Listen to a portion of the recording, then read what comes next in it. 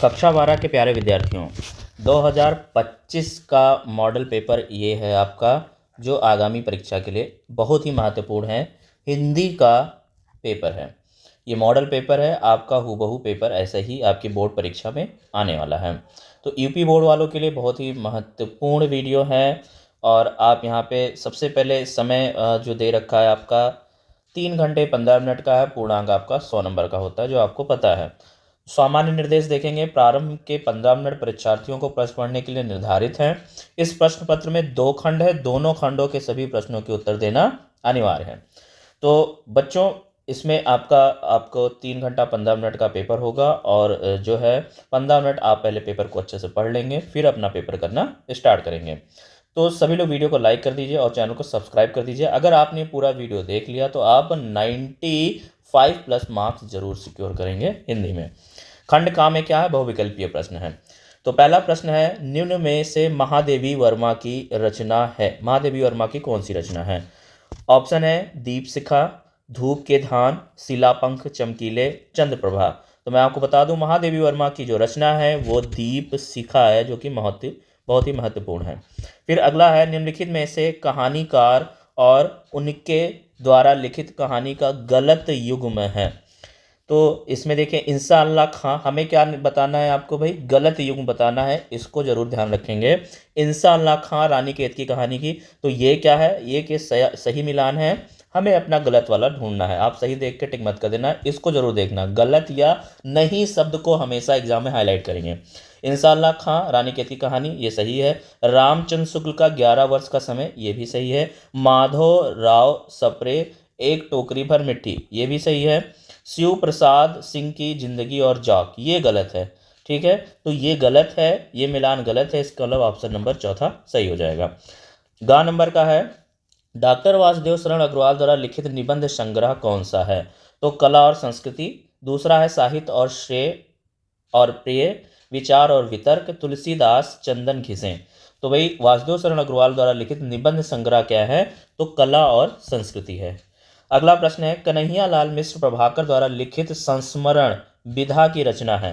पहला ऑप्शन है भूले बिसरे चेहरे, क्षण बोले कण मुस्कुराए, धरती के फूल, दीप जले शंख बजे। तो कन्हैया लाल मिश्र प्रभाकर की जो संस्मरण विधा है वो है दीप जले शंख बजे।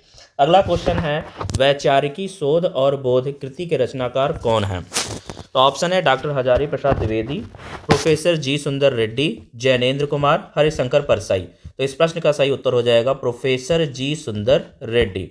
अगला प्रश्न दूसरा है, इसमें भी बहुविकल्पीय प्रश्न ही है। तो 5 बहुविकल्पीय उधर और 5 इधर, 10 बहुविकल्पीय प्रश्न। भवानी प्रसाद मिश्र निम्नलिखित में से किस सप्तक में संकलित है? तो ऑप्शन है तार सप्तक में, दूसरा सप्तक में, तीसरा सप्तक में, चौथा सप्तक में। तो इसका उत्तर हो जाएगा दूसरा सप्तक में। कौन सा काव्यांदोलन स्थूल के प्रति सूक्ष्म का विद्रोह है? ऑप्शन है छायावाद, प्रगतिवाद, प्रयोगवाद, समकालीन कविता। तो इस प्रश्न का उत्तर हो जाएगा छायावाद। बीती विभावरी जागरी कविता प्रसाद जी की किस कृति में संकलित है? तो ऑप्शन है स्कंदगुप्त में, चंद्रगुप्त में, लहर में, आंसू में। तो ये किस में है भाई? ये लहर में है। ऑप्शन नंबर तीसरा सही हो जाएगा। निम्नलिखित में से किस कवि को ज्ञानपीठ पुरस्कार नहीं मिला है? तो देखिए, सुमित्रा नंदन पंतन को भी ज्ञानपीठ पुरस्कार मिला हुआ है, रामधारी सिंह दिनकर को भी मिला हुआ है, महादेवी वर्मा को भी ज्ञानपीठ पुरस्कार मिला हुआ है, गजानन माधव मुक्तिबोध को नहीं मिला हुआ है।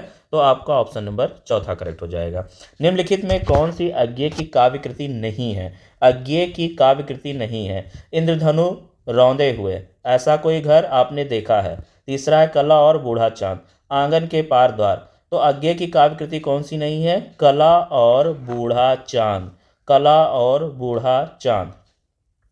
अगला प्रश्न है, प्रश्न तीसरा में क्या है भाई? यहाँ पे गद्यांश है, निम्नलिखित गद्यांश पर आधारित प्रश्नों के उत्तर दीजिए। कितने भाई? ये 10 नंबर का है। ठीक है, 5 गुणे 10, यानी इसमें क्या होंगे? 5 प्रश्न होंगे, प्रत्येक प्रश्न 2 नंबर का है।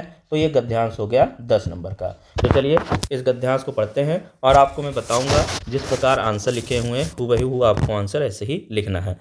गद्यांश है, साहित्य कला नृत्य गीत आमोद प्रमोद अनेक रूपों में राष्ट्रीय जन अपने अपने मानसिक भावों को प्रकट करते हैं। आत्मा का जो विश्वव्यापी आनंद भाव भाव है वह इन विविध रूपों में साकार होता है। यद्यपि बाह्य रूप की दृष्टि से संस्कृति के ये बाहरी लक्षण अनेक दिखाई पड़ते हैं, किंतु आंतरिक आनंद की दृष्टि से उनमें एक सूत्रता है। जो व्यक्ति सहृदय है वह प्रत्येक संस्कृति के आनंद पक्ष को स्वीकार करता है और उससे आनंदित होता है। इस प्रकार की उदार भावना ही विविध जनों से बने हुए राष्ट्र के लिए स्वास्थ्यकर है। तो ये आपका गद्यांश है। तो पहला प्रश्न इसका है कि उपर्युक्त गद्यांश के पाठ और लेखक का नाम लिखिए। तो पाठ का नाम है राष्ट्र का स्वरूप और लेखक का नाम है वासुदेव शरण अग्रवाल। फिर दूसरा प्रश्न है, इतना आप लिखेंगे आपको 2 नंबर यहाँ से मिल जाएंगे। रेखांकित अंश की व्याख्या कीजिए। तो यहाँ पे देखिए जो काला आपको दे रखा है रेखांकित शब्द हाइलाइटेड, इसकी हमें क्या करना है, व्याख्या करना है। गद्यांश में लेखक ने यह स्पष्ट किया है कि विभिन्न सांस्कृतिक रूपों जैसे साहित्य, कला, नृत्य और गीत के माध्यम से लोग अपने मानसिक भावों को व्यक्त करते हैं। हालांकि इन रूपों में बाह्य विविधता हो सकती है, लेकिन इनका मूल एक ही है, आत्मा का आनंद। सहृदय व्यक्ति इस आनंद को समझता है और सभी संस्कृतियों को सुखद पक्ष को स्वीकार करता है। तो ये रेखांकित अंश की व्याख्या हो गई। फिर यहाँ पे देखिए अगला प्रश्न है, किन रूपों में राष्ट्रीय जन अपने अपने मानसिक भावों को प्रकट करते हैं। तो इसका उत्तर होगा राष्ट्रीय जन साहित्य, कला, नृत्य और आमोद प्रमोद के विभिन्न रूपों में अपने मानसिक भावों को प्रकट करते हैं। चौथा प्रश्न है, सहृदय व्यक्ति किसको स्वीकार करते हुए आनंदित होता है। तो सहृदय व्यक्ति प्रत्येक संस्कृति के आनंद पक्ष को स्वीकार करते हुए आनंदित होता है।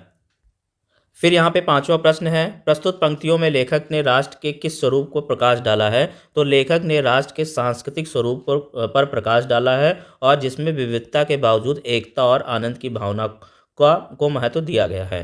तो इस प्रकार आपके 10 नंबर यहाँ से मिल जाएंगे। फिर यहाँ पे अथवा में इसके साथ एक ऑप्शन मिलेगा। ऑप्शन में आपका सेम गद्यांश होगा और सेम यहाँ पे 5 क्वेश्चन होंगे। तो इसमें देखिए कौन सा गद्यांश आया, ये आपके भावी एग्जाम के लिए बहुत महत्वपूर्ण है।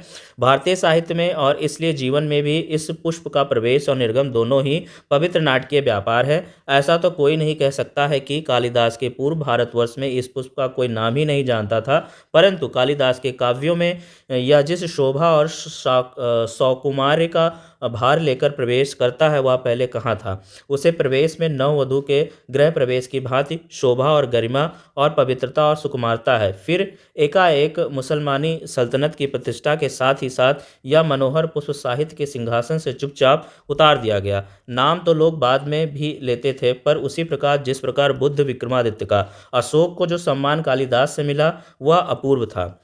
उपर्युक्त गद्यांश के पाठ और लेखक का नाम लिखिए। तो भाई इसका पहला प्रश्न है, ये 2 मार्क्स का है। तो पाठ का नाम है अशोक के फूल, लेखक का नाम है आचार्य हजारी प्रसाद द्विवेदी। 1 नंबर इसका, 1 नंबर इसका, इस प्रकार आपको 2 नंबर मिल जाएंगे। रेखांकित अंश की व्याख्या कीजिए। तो यहाँ पे हाईलाइटेड वर्ड जो है, हाईलाइटेड अंश जो है, इसका हमें व्याख्या करना है। तो लेखक का कहना है कि संस्कृत साहित्य में महाकवि कालिदास के पूर्व अशोक पुष्प का वर्णन कहीं नहीं मिलता है। कालिदास ने ही सर्वप्रथम अशोक पुष्प का वर्णन किया है।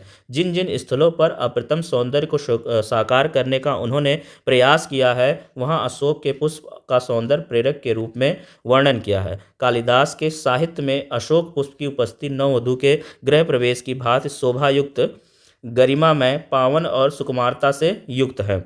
अशोक का पुष्प कालिदास के महाकाव्य में किस भांति शोभा पाता है। अगला प्रश्न है, अशोक का पुष्प कालिदास के महाकाव्य में नववधू के गृह प्रवेश की भांति शोभा पाता है। चौथा प्रश्न है, अशोक पुष्प को सम्मान किससे मिला है। तो अशोक पुष्प को सम्मान कालिदास से मिला है।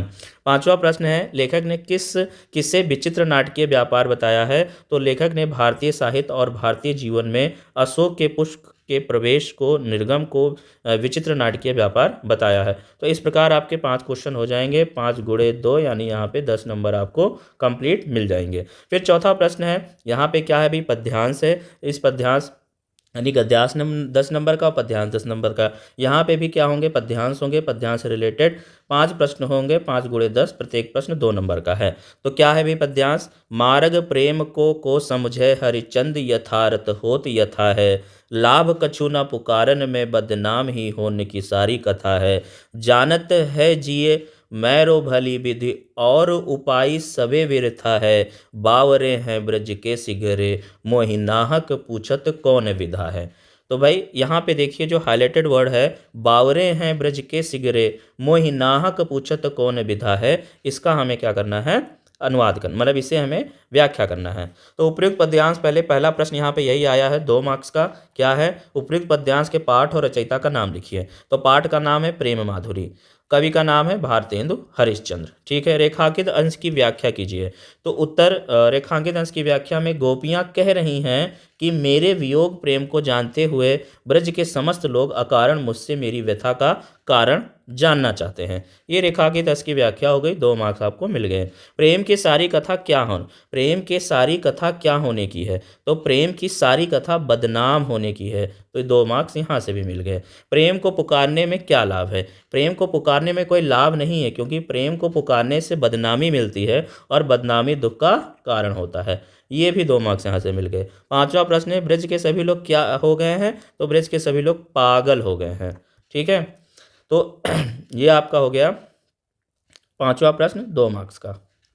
फिर बच्चों अथवा में यहाँ पे अगला पद्यांश है, आए हो सिखावन को जोग मथुरा ते तोपे, ऊधो उए वियोग के बचन बतराओ न, कहे रत्नाकर दया करि दरस दीन्यो, दुख दरिबे को तोपे अधिक बढ़ाओ न, टूक टूक है मन मुकुर हमारो, हाय चूंकि है कठोर नैन पाहन चलाओ न, एक मनमोहन तो बसी के उजार्यो मोही, हे में अनेक मनमोहन बसायो ना।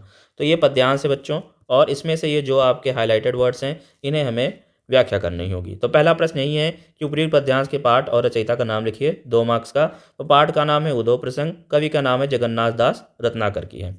ठीक है। रेखांकित अंश की व्याख्या क्या है? तो गोपियाँ लजाती हैं कि ऊधो आप वियोग की बातें करके हमारे दुख को और अधिक मत बढ़ाओ, ऐसा करने से हमारा मन रूपी दर्पण टुकड़े टुकड़े हो जाएंगे, इसलिए भूल से कठोर वचन रूपी पत्थर मत चलाइए। अगला प्रश्न है, तो यहाँ पे आपको 2 मार्क्स मिल जाएंगे। फिर है, श्री कृष्ण ने मथुरा के किससे संदेश देने के लिए भेजा है? तो श्री कृष्ण ने मथुरा से ऊधो को संदेश देने के लिए भेजा है। तो ये आपका 2 मार्क्स यहाँ से मिल गया। गोपियाँ ऊधो से मन रूपी दर्पण के बारे में क्या कहती हैं? गोपियाँ ऊधो से मन रूपी दर्पण के बारे में कहती हैं कि हे ऊधो, हम गोपियों के मन रूपी दर्पण टुकड़े टुकड़े हो जाएगा, इसलिए आप कठोर वचन रूपी पत्थर ना चलाइए। बैन पाहन शब्द का क्या अर्थ है? तो बैन पाहन शब्द का अर्थ वचन रूपी पत्थर है। 5वां प्रश्न है। तो इस प्रकार आपके 2 गुणे 5 यानी 10 नंबर यहाँ से मिलेंगे।